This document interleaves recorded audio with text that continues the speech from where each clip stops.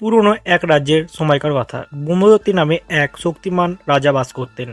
সে অত্যন্ত কঠোর ও নিষ্ঠুর ছিলেন, আর তার শাসনকালে মানুষ ভয়ে অনিষ্ট হয়ে থাকত।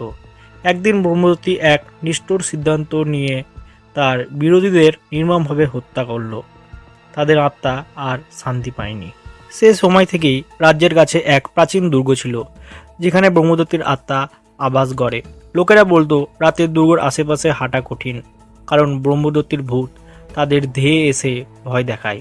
একদল তরুণ ওই দুর্গে রাত কাটাতে গেল। তারা ভাবলো এইসব ভূতের কথা শুধুই গল্প।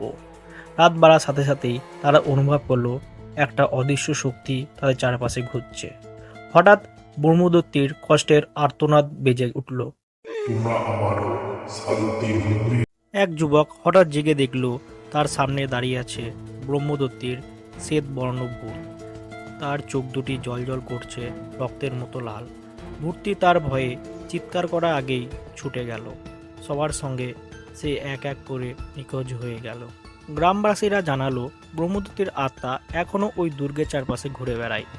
যারা তার অভিশাপ ভাঙার চেষ্টা করে তারা আর ফিরে আসে না। তাই আজও কেউ ওই দুর্গের কাছাকাছি যায় না, কারণ ব্রহ্মদত্তির ভূতের অভিশাপ ভেঙে ফেলা মানেই মৃত্যুর আমন্ত্রণ। সাবস্ক্রাইব।